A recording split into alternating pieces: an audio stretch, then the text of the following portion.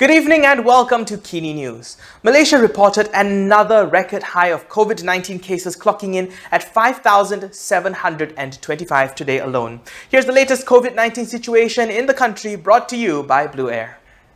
Malaysia reported a record high of 5,725 new COVID-19 cases, pushing the cumulative cases to over 200,000. Selangor recorded 3,126 new cases and Kuala Lumpur recorded 687 cases. This was followed by Johor, which recorded 684 cases, Sabah with 288 new cases and Sarawak with 179. There are 301 patients in the intensive care, with 116 requiring ventilator support. 60 new deaths were also reported today, taking the death toll from COVID-19 to 733. Former Health Minister Zulkifli Ahmad has questioned the whereabouts of Health Minister Dr. Adham Baba and the latter's two deputies, saying that they should take charge of the ministry or quit. Former Health Minister Zulkifli Ahmad has urged his successor, Dr. Adham Baba, and the latter's two deputies to either take charge of the ministry's decision-making or resign. This came after the Health Ministry's Director General, Dr. Nur Hisham Abdullah, said he was merely a messenger representing the collective views of the ministry's experts working behind the scenes. Zulkifli told Malaysia Kini that many were confused by Nur Hisham's emphasis on being a messenger rather than explaining the science behind the ministry's decisions. He added that Malaysia has lost political leadership and seemed to run almost on autopilot since the Pakatan Harapan government was ousted last year. Zulkifli said the situation had worsened and it requires the minister and his two deputies to be seen and to be responsible, not just the DG. If they fail to size up to the task of tackling the ongoing health crisis, Zulkifli said, they should do the gracious thing, which is to resign, or to surrender their posts to the Prime Minister and allow the Prime Minister to decide the next course of action. Zulkifli also urged the Health Ministry to engage with experts outside the ministry, both in the public and private sectors. He said many are already offering suggestions to improve the government's pandemic response. Those suggestions can be picked up by the ministry and co-opted into the government's COVID-19 response. Selangor Menteri Besar Amiruddin Shari shared his views about the proposed Petaling Jaya dispersal link in an interview with Malaysia Kini. Now, before we move on, if you like the news that we produce, we suggest you check out the description below and make a small donation by clicking on the link to support us in creating quality content. And now, check out the interview. Ini saya kira masih lagi dalam peringkat maklum malas. Dan kenapa perkara ini timbul? Hutan Simpan Kuala Langat Utara, PJ Diling, sebab kita melakukan negosiasi umum ataupun public hearing. Public hearing inilah yang menimbulkan letusan sini sana dan ini menunjukkan keterbukaan kerajaan negeri bahawa kita bersedia mendengar pandangan-pandangan mereka.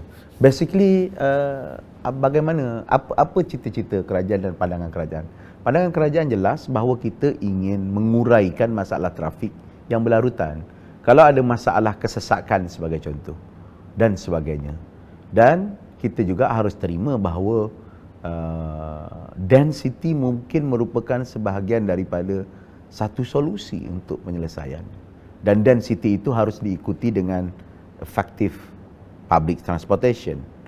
Jadi perkara ini kena datang bersama di saat development datang seperti highway, seperti LRT, MRT. Kepadatan penduduk juga harus dikawal bersama. Kalau tidak, dia jadi tidak fair dan tidak balance antara satu sama lain. Saya faham tentang PJ Diling. PJ Diling ada bantahan-bantahan tertentu, tapi bagi peluang kepada pemaju ataupun kepada syarikat itu untuk explain. Dan kerajaan negeri akan menilai bantahan-bantahan itu bersama dengan development yang akan dibuat dan perancangan yang dibuat. Memang membuat highway, semua orang akan marah.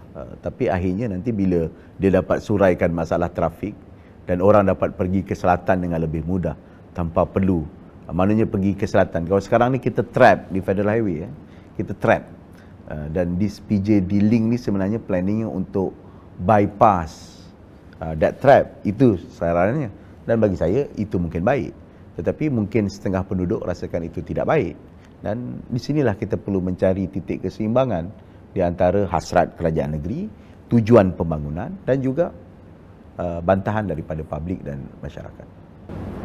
adakah Datuk rasa tak adil untuk menyamakan proposal PJ Giling ni dengan KIDEX yang pernah dibatalkan, yang telah dibatalkan sebelum? Ya, sudah pasti. Dalam pembentangan pertama yang diberikan kepada kami ialah mereka mengatakan bahawa mereka cuba overcome ataupun mereka cuba mengatasi semua bantahan-bantahan yang timbul dalam KIDEX. Okey, dengan sebab itu saya cakap tak ada masalah. Bantahan pada kita sudah pasti saya tak tahu detail. You go back to the community, meet the community leaders, meet the local council, meet the resident association dan nyatakan kes-kes kamu dan kembali kepada kita berdasarkan maklum bala dan laporan yang diberikan. Finance Minister Tengku Zafrul Abdul Aziz has assured that the government will not implement a full lockdown of the economy. Malaysia will not implement a total lockdown on the economy even if the worst-case scenario comes true. This is according to Finance Minister Tengku Zafrul Abdul Aziz. Tengku Zafrul said that the government will instead continue their focus on enforcing a more stringent standard operating procedure should the number of COVID-19 cases remain high in the country. Zafrul was responding to a question on whether the government would shut down certain sectors or which sectors would be the priority to be closed down. This is if the second movement control order has to be extended or the COVID-19 vaccine rollout is not smooth as anticipated. He said core issues such as the adherence and enforcement of the SOPs should be addressed if cases continue to rise. Human Resource Minister M. Saravanan has clarified his appearance at Batu Caves during the Thaipusam celebrations this year. This was following claims that he had breached the Movement Control Order SOP. Human Resources Minister M. Saravanan has come under fire after devotees questioned why he could celebrate Thaipusam at the Batu Caves temple without wearing a mask. They claimed he committed a breach of lockdown rules by turning up at the temple. A video of the incident which has gone viral showed a maskless Saravanan being garlanded at the Batu Caves temple by temple chairperson Arnada Raja, who himself has dropped his mask to his chin. Saravanan is then accompanied by trumpet blowers for a walkabout. Saravanan told Free Malaysia Today that he had been invited because he was involved in assisting the temple over the last week on various matters to ensure Thaipusam could be celebrated without the crowd.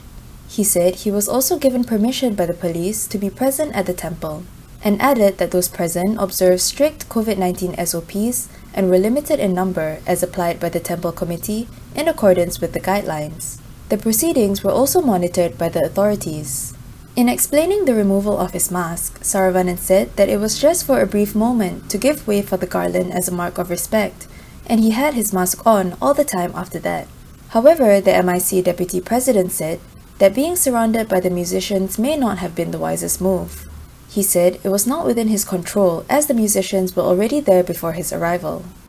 And that's all we have this evening. For more stories, go to KiniTV.com. Don't forget, we also post the latest news to our social media. So follow us on Twitter, Instagram, YouTube, and Facebook to get the latest news updates. Don't forget your mask if you're heading out, especially this weekend. And if you can, try to stay at home. Make it a weekend in.